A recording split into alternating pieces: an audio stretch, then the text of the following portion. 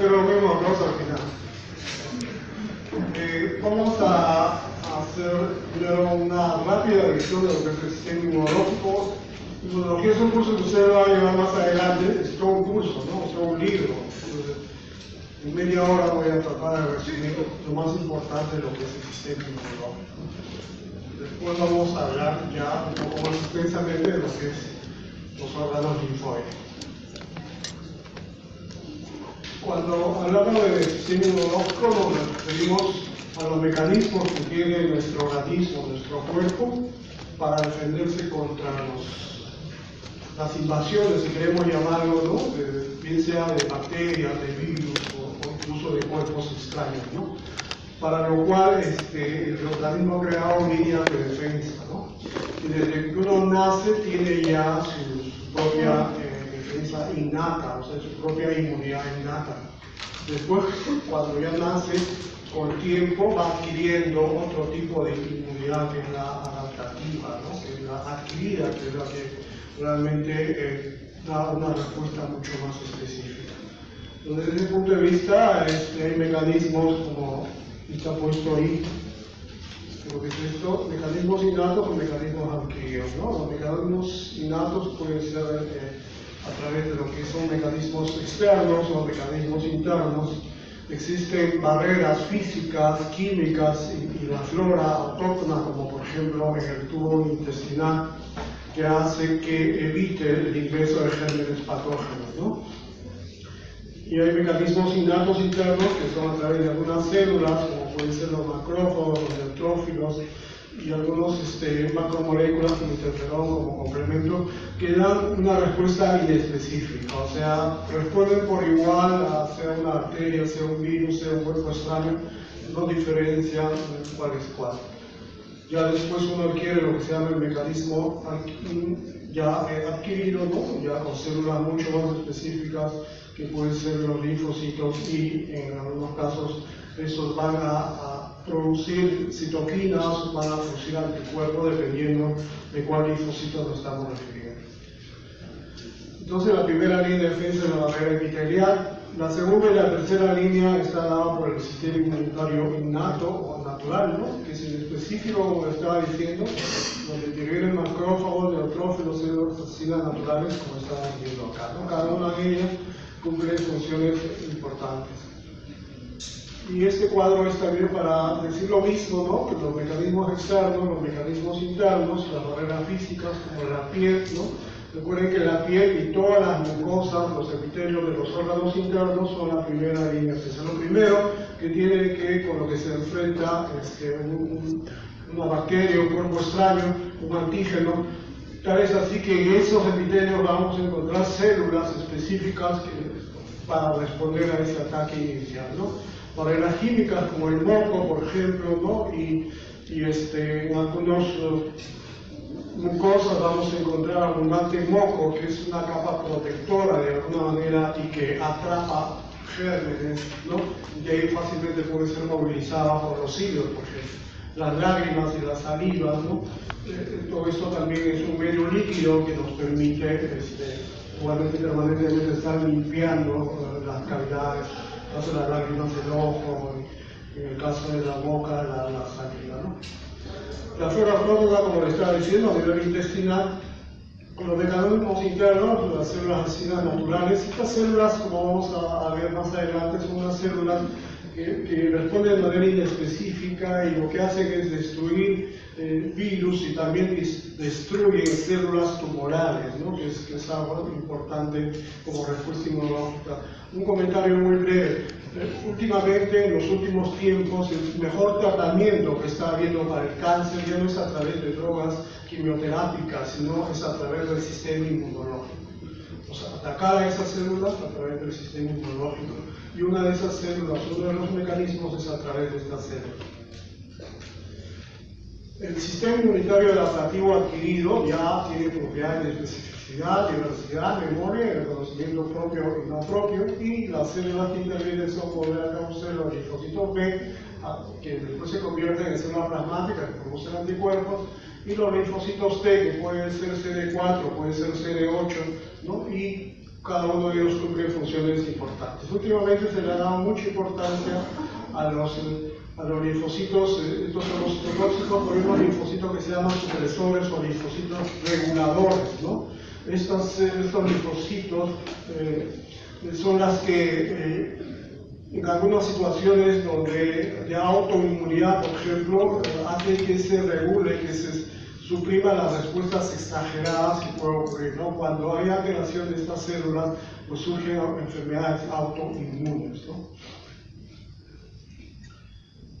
Bueno, un mecanismo que utilizan las células es la de comunicarse mediante moléculas de señalamiento que se llaman citoquinas, ¿no? Y estas se van a liberar en respuesta a la presencia de antígenos, ¿no? Las citoquinas pueden ser el interferón, por ejemplo, que puede ser gamma, o alfa o beta, o puede ser gamma también, ¿no? Y cada una de ellas van a actuar con diferentes células. Las interleuquinas, que son muchas, tal vez acá es hasta el 15, pero los últimos libros ya aparecen mucho más, ¿no? Interleuquinas, ¿no? Producidas por células T que van a inducir multiplicación y diferenciación de las células, factores de necrosis tumoral. Estas pueden ser alfa o beta y su respuesta va a ser bastante específica en determinadas células y a través de determinados mecanismos. Los necrosis, los factores de necrosis tumoral no solo actúan acá, es bueno que recordemos que también sirven como estímulos proinflamatorios o en algunos casos van a inducir la producción o la conversión de algunas células en otras células, como el caso, por ejemplo, de las células, hay unas células que se encuentran en el espacio de Issy que se llaman las células de Ito. Estas, por ejemplo, por acción,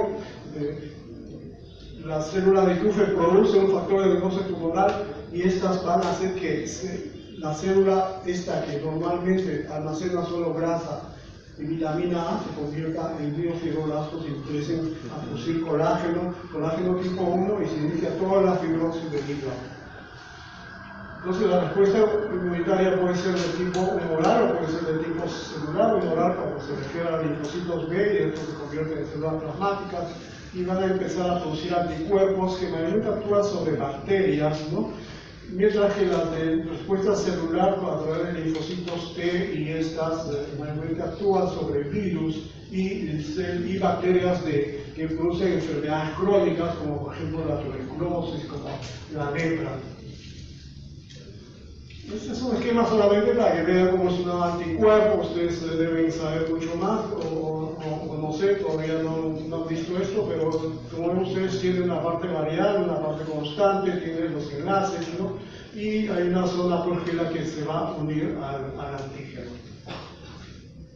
Estos son los tipos de anticuerpos, ¿no? Recordemos que la inmunoglobulina M es la que aparece primero, ¿no?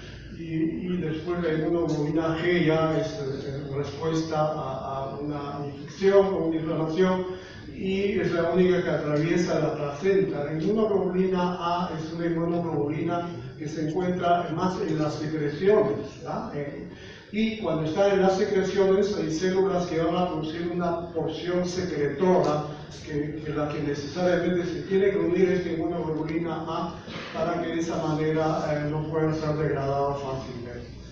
La inmunoglobulina D es la que aparece después en reemplazo de la M y la E es la que participa mayormente en los procesos alérgicos. Vamos a definir algunos conceptos básicos que ustedes tienen que saber para ir entendiendo esto, ¿no? Cuando hablamos de inmunógenos, son moléculas que siempre desencadenan una respuesta inmune. Y cuando hablamos de antígenos, ¿no? Son los que se van a unir a los anticuerpos, pero que no siempre pueden originar una respuesta inmune. El epítopo es la determinante antigénico en la parte de la región del antígeno, que es la que se va a unir con el anticuerpo, ¿no? Existen en las células B receptores de superficie para los anticuerpos, ¿no? Y en el caso de los linfocitos T existen receptores de células T. La inmunidad, tipos de inmunidad, la primaria es la que cuando uno se expone por primera vez a un antígeno, en este caso la respuesta es mucho más lenta. Vamos a ver por ahí en un cuadro cómo ocurre esto en un principio. La inmunidad secundaria y la exposición al mismo antígeno una segunda oportunidad, entonces la respuesta es mucho más rápida y mucho más intensa, ¿no?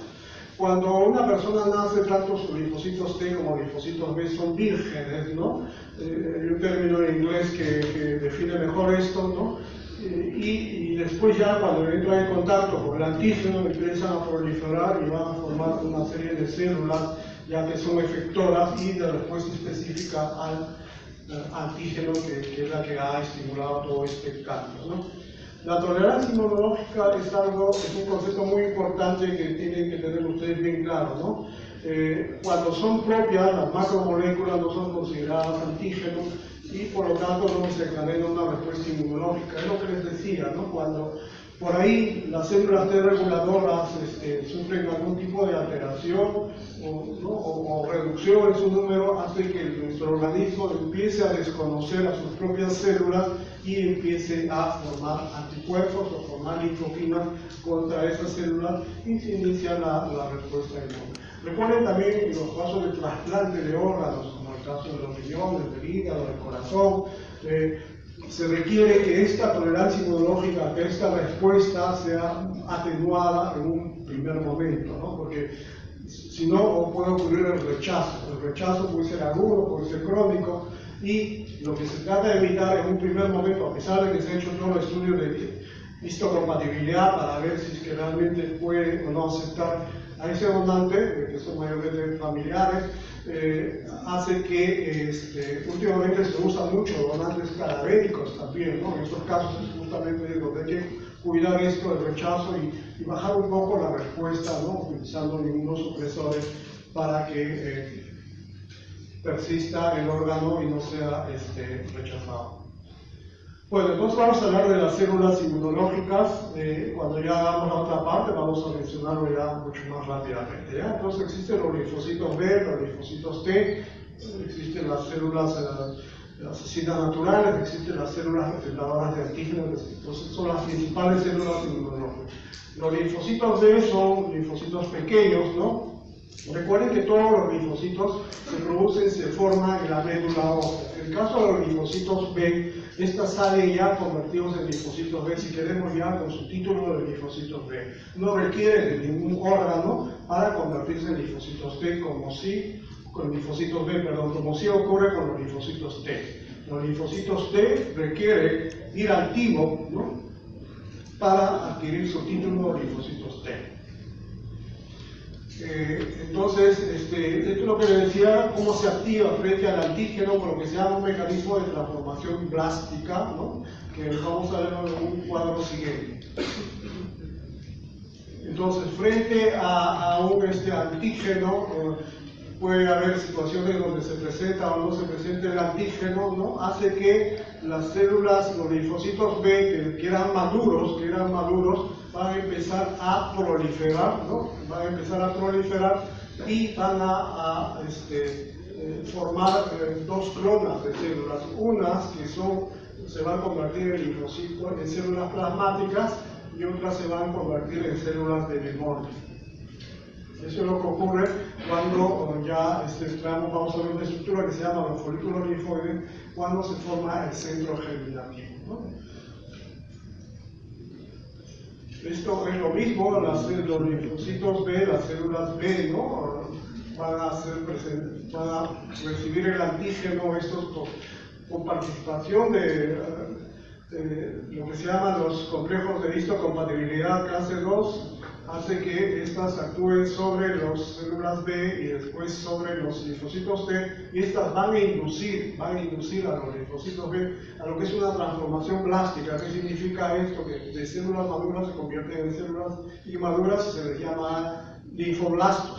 Y una vez que se han convertido en linfoblastos empieza la proliferación y por un lado se convierten en células plasmáticas que producen anticuerpos y por otro lado producen células de memoria. Recuerden que las células de memoria, como dice su nombre, son células que van a estar inactivas, pero cuando hay la segunda exposición a un antígeno, estas van a reaccionar mucho más rápidamente y se van a convertir en células plasmáticas y van a formar anticuerpos, ¿no? Esa es la respuesta ya secundaria, mucho más específica y mucho más rápida. Los linfocitos T se originan en la médula ósea y tienen que ir al timo, como les estaba diciendo, para adquirir capacidad inmunitaria. ¿Ya? ¿Cuáles son las diferencias con los linfocitos T? Las células T tienen receptores de TCR, o sea, de células T, en lugar de SIG en su superficie. Las células T solo reconocen epítopos que les presentan las células presentadoras de antígeno. Las células T solo responden a antígenos proteicos, ¿ya? Aproteicos, nada más. Y las células T realizan sus funciones a distancia. Esa sería la diferencia más importante entre linfocitos T y linfocitos B.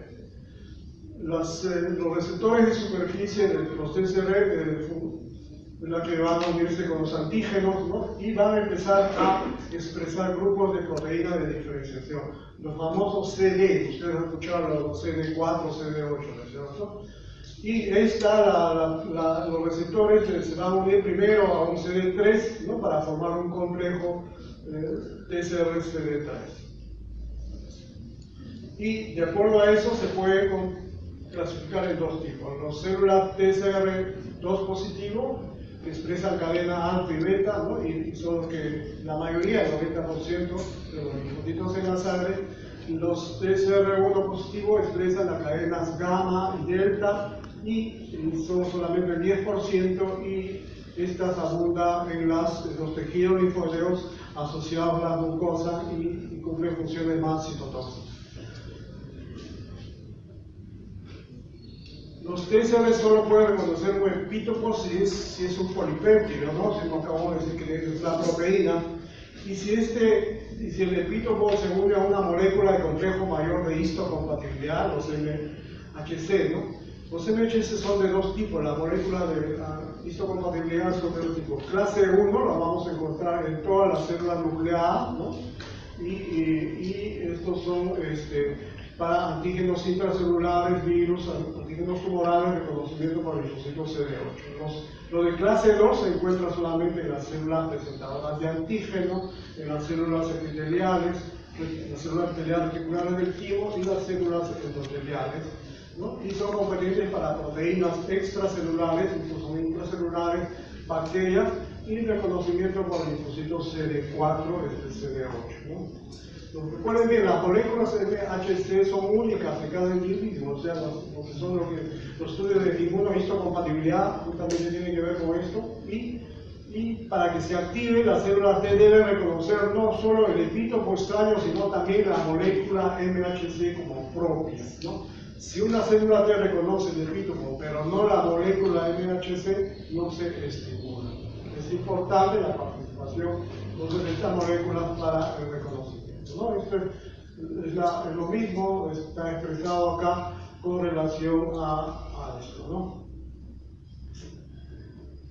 Entonces hay varios subtipos de células T, como saben ustedes, las células T cooperadoras o colaboradoras, llamadas TH1, y tienen TH1 y tienen TH2, ¿no? Expresa moléculas CD4, ¿no? Y esta va a secretar una serie de citoquinas, o litoquinas también, como se le llama, ¿no? Y por las células TH1 despierta una respuesta contra ataque bacteriano y viral, ¿no? En tanto que la secretada por TH2 origina una respuesta contra infección parasitaria y de las mucosas, ¿no? Entonces, habría dos subtipos de linfocitos T helper o colaboradores. La H viene de helper, ¿no? De colaborador. Los linfocitos T citotóxicos, los TC, expresan moléculas CD8, ¿no? Y destruyen células que reconocen como extrañas, como las transformadas por los virus, por ejemplo, ¿no? Las células T supresoras o reguladoras, de la que les estaba hablando, que expresan moléculas CD4 y CD25, son capaces de inhibir la respuesta de las células T helper, o sea, las células colaboradoras, y por tanto modular la respuesta inmunitaria. Estas células, como les decía, tienen una gran importancia últimamente. El tercer tipo de células son las células asesinas naturales, o NK, natural killer. Estas constituyen una parte de toda la población. En realidad es muy poquito, por ejemplo, para que tengan una idea, en la sangre periférica, del 100% de linfocitos que circulan, el 80% son linfocitos T, el 15% son linfocitos B, y el 5% es una población que se les llama de células nulas, y en esta estarían las células asesinas naturales. Recuerden que estas, tanto como los linfocitos citotóxicos, destruyen células alteradas por virus y tumorales, pero con esta diferencia: las células asesinas naturales no son restringidas por el MHC y actúan de manera inespecífica, ¿no? Estas células también pueden reconocer la región FC de los anticuerpos, ¿no? Y pueden destruir las células cubiertas por los mismos, ¿no? Por un proceso de citotoxicidad mediado por células. También depende de la liberación de perforinas y grandes enzimas. Un mecanismo cómo se destruye una célula transformada por virus, por ejemplo, o células tumorales, es haciendo que unas enzimas que se llaman perforinas o se llaman granzimas hacen como huecos dentro de las células, ¿no? Y la célula prácticamente se rompe. Finalmente, las células presentadoras de antígeno, ¿no? Recuerden que las células presentadoras de antígeno pueden ser macrófagos, la gran mayoría son macrófagos, ¿no? Y pueden en un principio fagocitar solamente, ¿no? Y después pueden presentar el antígeno. Casi todas derivan, como les digo, de los monocitos y por lo tanto forman parte del sistema fagocito mononuclear, excepto las células epiteliales reticulares del timo, ¿no? Estas incluyen macrófagos y células dendríticas. Existe una serie de células dentro del cuerpo, para que tengan una idea. Por ejemplo, en la piel está la célula de Langerhans, en el hígado está la célula de Kupffer, en el cerebro es la microglía, en el tejido óseo son los osteoclastos, ¿no? Y todas ellas tienen funciones tanto de fagocitosis como células presentadoras de antígenos en algunos casos, ¿no? Esto es el mecanismo que me estaba mencionando de cómo las células asesinas naturales o las citotóxicas pueden destruir a las células a través de estas enzimas. Creo que eso es todo en esta primera parte. Vamos a ver ahora la segunda parte.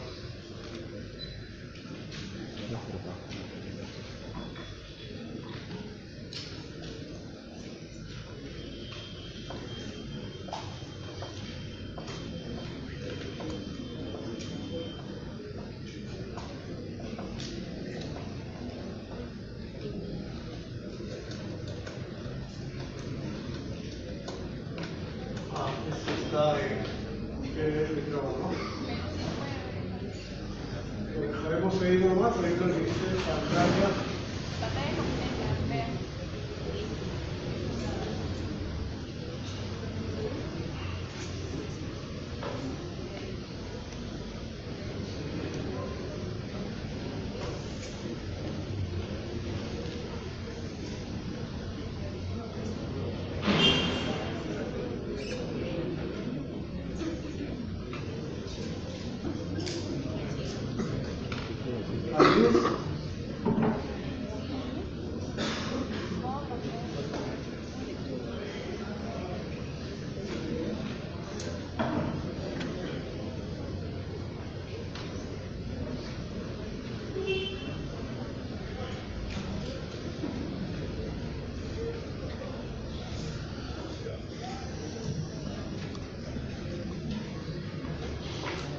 Bueno, entonces vamos ahora sí a revisar tal vez ya con mucho mejor conocimiento de lo que son los órganos linfáticos, ¿no?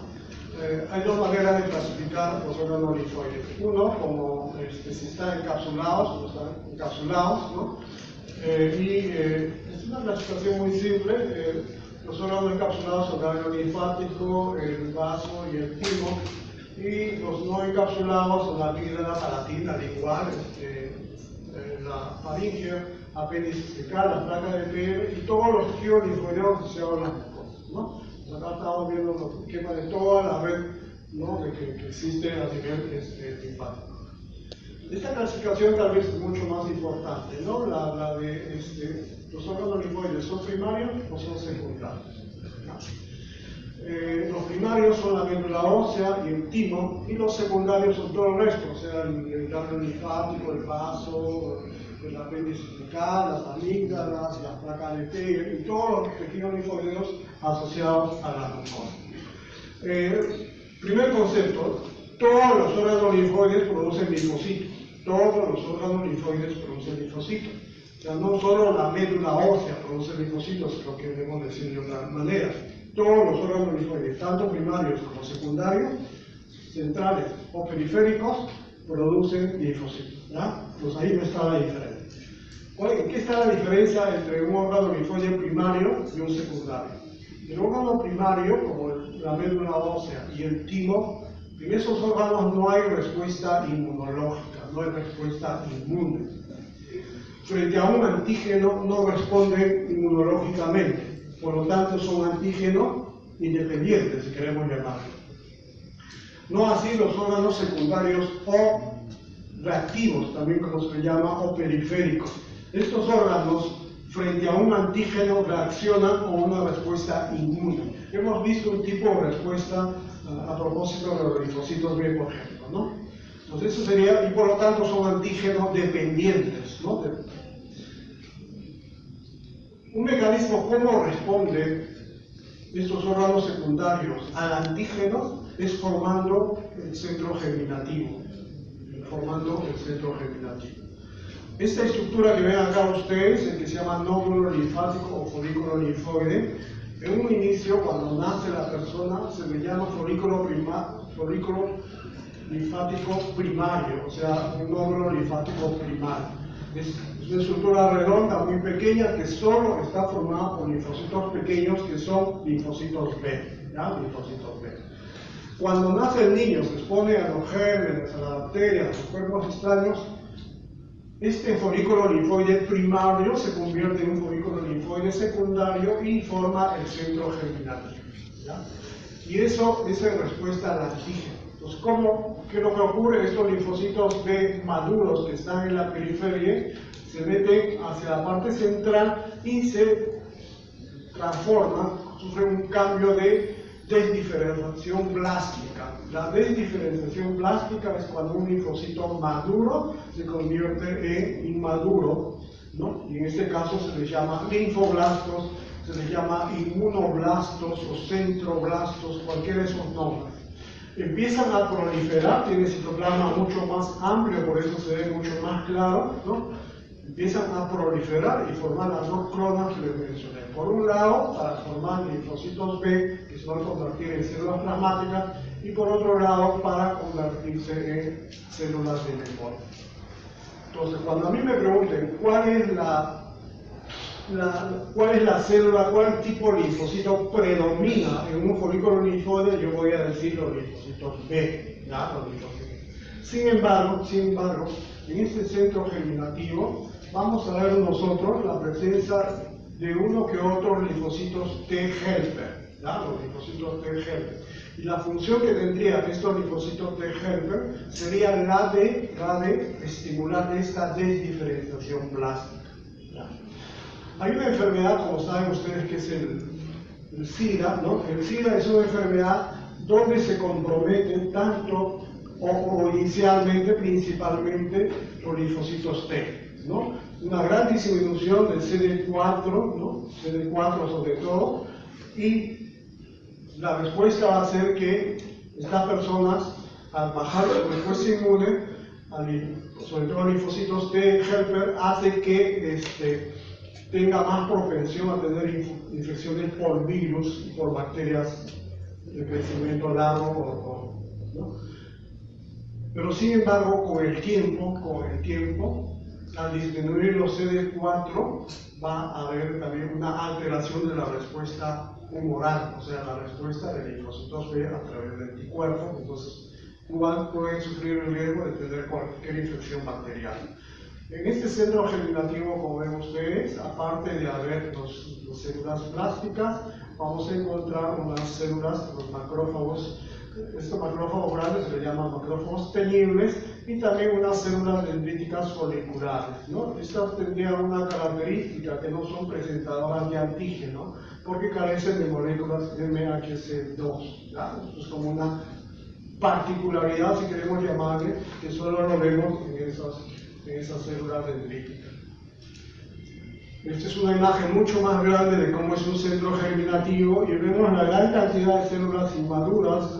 Vamos a ver mitosis, ¿no? y vemos cómo estas células en algunos casos pueden presentar un nucleolo bien prominente, como estamos viendo acá. En algunos casos presenta un núcleo con una hendidura, ¿no? Entonces se les llama linfocitos con núcleo hendido o con células hendidas, también como le llaman algunos, ¿no? Bueno, entonces, ahora sí vamos a empezar a hablar del primer órgano linfoide, que son los ganglios linfáticos.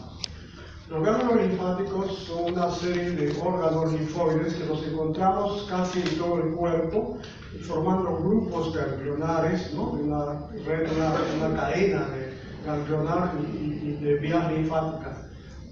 Podemos verlo en las axilas, en el cuello, en la ingle, ¿no? Como regiones externas, y en los órganos internos, en la parte interna, en la región paratraqueal, en la región paraórtica, en el mediastino, es decir, en el mesenterio, ¿no? En todos esos lugares vamos a encontrar ganglios linfáticos. Los ganglios linfáticos son bien pequeños, 0.5 centímetros, tienen esta forma ovalada, como están viendo acá ustedes, ¿no? Tienen esta forma ovalada y vamos a ver que tiene las siguientes características. Primero se rodea una cápsula de tejido conectivo, como les estaba diciendo, ¿no? Esto que ven de color verde es la cápsula, y vemos también que emite prolongaciones dentro del órgano formando trabéculas o tabiques de tejido conectivo. Recuerden que a partir de ahí se forma una malla, una red de fibras reticulares del colágeno tipo 3, cuya función en los órganos linfoides es la de soporte, sostén de las células inmunológicas. A continuación vamos a ver que existe tres zonas, si queremos llamarlo, tres partes del ganglio linfático, ya dentro del ganglio linfático. Una que está en la parte más externa, que se llama la corteza, ¿no? La corteza, donde la estructura más importante es esta que estamos viendo acá, que se llama los folículos linfóides, ¿ya? Los folículos linfóides. Entonces en la corteza de los ganglios linfáticos vamos a encontrar folículos linfóides. Después viene una zona más interna, ¿no? Queremos llamarlo más al centro, que se llama la médula, ¿ya? La médula, corteza y médula. La médula se caracteriza por presentar dos estructuras. Una que se llama los cordones medulares, ¿no? Y otros que vienen de color amarillo que se llaman los senos medulares. Cordones y senos medulares. Los cordones medulares están formados por las siguientes células. Vamos a encontrar linfocitos B, células plasmáticas, macrófagos y células reticulares. Estas son las células que contienen estos cordones medulares. Los senos medulares son en realidad vasos linfáticos, o sea, tapizados por un endotelio, ¿no?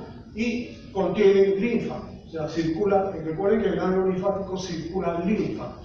Entonces, y vamos a ver que incluso atraviesa de un extremo a otro extremo, como si fueran unos puentes de fibras reticulares en estos senos medulares.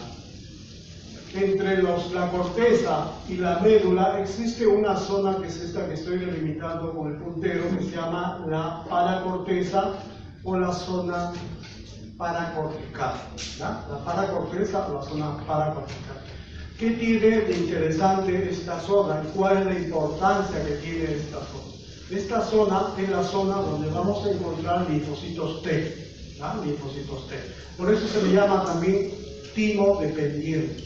Entonces, cuando a mí me pregunten en qué zona, en qué lugar del ganglio linfático encuentro linfocitos T, ustedes van a responder en la paracorteza, en la zona paracortical, como quieran.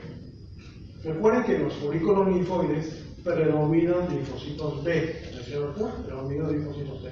Entonces, el único lugar donde vamos a encontrar una gran cantidad, formando una banda, todo el grosor de la paracorteza, linfocitos T.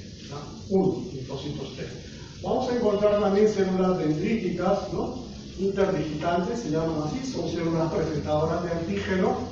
Y vamos a encontrar estos vasos que vemos acá que se llaman vénulas de endotelio alto, los VEA, las vénulas de endotelio alto.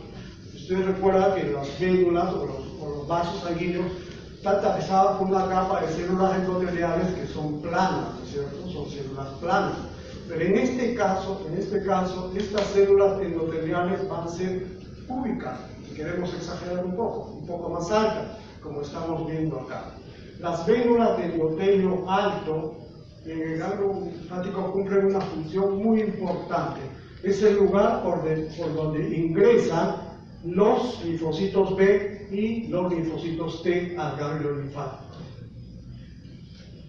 Es el lugar, si queremos llamarlo decirlo de otra manera, es el lugar donde los linfocitos que están circulando en la sangre, porque esta es una vénula, van a pasar hacia el parénquima ganglionar, unos para quedarse en la paracorteza. ¿Cuáles se van a quedar en la paracorteza? Los linfocitos T. ¿Y cuáles van a ir hacia la corteza? Los linfocitos B, ¿cierto? Entonces recuerden bien, no es a través de la vía linfática, donde ingresan los linfocitos al ganglio linfático, sino es a través de las vénulas de endotelio alto. Creo que por acá hay algo más con relación a esto. También podemos encontrarlo como una curiosidad, tal vez para que recuerde un poquito, la placa de Peyer y la corteza tímica, ¿no? Y el mecanismo cómo atraviesan los linfocitos, las células, la pared de las células, o sea, la pared de las células es a través de los linfocitos expresan moléculas de superficie conocidas como selectinas que ayudan a reconocer a las células endoteliales. Entonces, un mecanismo al final que existe a nivel de las paredes de los endotelios para que puedan migrar las células de un extremo a otro extremo. Bueno, eso es lo más importante con relación a la paracorteza. Vamos a hablar ahora de la circulación linfática, ¿ya? De la circulación linfática. La linfa ingresa a los ganglios linfáticos a través de unos vasos que se llaman vasos linfáticos aferentes, ¿ya? Vasos linfáticos aferentes. Miren, incluso estos vasos linfáticos aferentes tienen válvulas que evitan el reflujo de la linfa, ¿ya? O sea, solo es unidireccional la circulación linfática. Una vez que ha llegado al ganglio, ¿cuál es el primer lugar donde va a pasar la linfa? A unos senos que están debajo de la cápsula. Entonces, ¿cómo se llaman esos senos? Subcapsulares, ¿no es cierto? Se llaman subcapsulares, pero también le llaman marginales, ¿ya? Senos marginales. Después, ¿a dónde van? ¿Cuál es el siguiente camino? A los senos corticales o senos trabeculares también, porque están junto a las trabéculas, ¿ya? ¿Por dónde está el nombre? Acá dice marginal, ¿no? Y los senos trabeculares. A continuación, ¿a dónde va a pasar? A los senos medulares, ¿no? A los senos medulares, el lugar justamente donde va a ocurrir la función más importante del ganglio linfático. Y de ahí va a salir por un vaso linfático eferente, ¿ya? Un vaso linfático eferente. Algunos hablan de una región convexa, de una región cóncava, de una sola como si fuera el ilio, ¿no? Pero eso no es tan importante. Entonces, varios vasos linfáticos aferentes y al final un solo vaso linfático eferente. ¿Cuál es lo interesante con relación a la función más específica, más característica del ganglio linfático? La filtración de la linfa, ¿ya? La filtración de la linfa. Ustedes creo que han visto acá puesto las funciones, ¿no? Filtración de la linfa, producción de linfocitos, recuerden que era una función común a todos, igual que la producción de inmunoglobulina. Entonces, ¿cuál es la función específica? La filtración de la linfa. Y cuando hablamos de filtración de la linfa, ¿a qué nos estamos refiriendo? Que hacia los ganglios linfáticos va a entrar a través de estos vasos linfáticos aferentes una linfa que contiene una serie de partículas, ¿ya? De moléculas. Es como si fuera una linfa, algo sucio, ¿no es cierto? Y cuando sale por los vasos linfáticos diferentes, la linfa va a estar mucho más limpia, más depurada. Por lo tanto, se comporta como un filtro, ¿no es cierto? Es como un filtro que va a depurar, que va a limpiar la linfa. La linfa que sale por acá va a estar ya sin bacterias, sin cuerpo extraño, sin moléculas. Ustedes, no sé si van a ver esa lámina, se hacía experimentos con ratas o conejos, agarraban un ganglio, le inyectaban tinta china, ¿no? Y después sacaban el ganglio y veían cómo los macrófagos en los cordones medulares habían fagocitado la tinta china. Entonces, el lugar donde cuando pasan las bacterias o los cuerpos extraños, los macrófagos se encargan de fagocitarlos, de agarrarlos del cuello y los fagocitan. De tal manera que la linfa que sale es una linfa ya mucho más limpia. Ahora, no solo eso. La linfa que sale del ganglio linfático es una linfa mucho más rica en células inmunológicas. ¿Ya? Cuando entra la linfa por acá, por exagerar, no tiene nada de células inmunológicas. Y cuando sale por acá, tiene mayor cantidad o tiene un porcentaje mayor de células inmunológicas. ¿Qué células? ¿Qué células? Linfocitos B, células plasmáticas principales. ¿Ya? Esas células plasmáticas que ya son específicas para una respuesta inmune. Bueno, creo que eso es lo más importante con relación al ganglio linfático. Vamos a tirar algunas imágenes, ¿no? No sé si el doctor Paz le va a hacer al final la corrección para la práctica, pero es algo, ustedes van a ver algo parecido, ¿no? Un ganglio linfático, van a ver la periferia donde vamos a ver la corteza, donde vamos a ver los folículos linfoides, la parte central más clarita es la médula, la zona más moradita va a ser los cordones y la zona más clara va a ser los senos, y por aquí estaría la paracorteza, ¿no? Que no lo vemos muy bien. A mayor aumento vemos la cápsula, el espacio blanco debajo de la cápsula, ¿cómo se llama? Seno subcapsular, ¿cierto? Después viene la corteza con su folículo linfoide que tiene centro germinativo, ¿no? Centro germinativo. En este lado vemos la médula, que vemos fácilmente los cordones celulares, que lo vemos contienen mayor cantidad de células redondas, ¿no? El espacio blanco serían los senos, y esto que ven acá como una rayita mucho más rosada, con fibras colágenas, son los trabéculas o los tabiques. Y para que no se confunda, cuando lo vean a mayor aumento, vemos claramente un cordón medular, vemos los senos medulares y los trabéculas o tabiques de tejido conectivo. No se pueden confundir, ¿no? O sea, ¿qué estructura será el puntero? Trabéculo. ¿Qué estructura será el puntero? Cordón medular. ¿Qué estructura será el puntero? ¿No? Primero el órgano y después la estructura. Ahora vamos a hablar del vaso, del órgano vaso. El vaso es el órgano linfoide más grande del cuerpo, ¿no? Más grande, ¿no? Es un órgano que se encuentra ubicado en el hipocondrio izquierdo, si queremos llamarlo, o el cuadrante superior izquierdo, ¿no? Es un órgano que tiene una parte abdominal y una parte retroperitoneal. Ustedes en anatomía probablemente lo van a ver mejor. Y tiene dos características con relación a su cápsula, ¿ya? Con relación a su cápsula. Es un órgano encapsulado. Tendría una cápsula de tejido conectivo, no sé si por ahí podemos ver, una cápsula de tejido conectivo, ¿no? Pero, y esto puede ser un motivo de un estudio que puedan hacer ustedes en patología, para algunos hay músculo liso. Hay músculo liso en la cápsula y en las trabéculas, en los tabiques, ¿no? Que existe también en el vaso. Las trabéculas esplénicas también los vemos en el vaso. Músculo liso, ¿ya? En la cápsula y en las trabéculas. La pregunta es, ¿cuál sería la función del músculo en la cápsula y en la trabécula? En el vaso, en el órgano vaso, ¿cuál sería la función? O partamos de un hecho, que es evidente. El vaso es un órgano donde se almacena sangre, donde hay una reserva de sangre, ¿ya?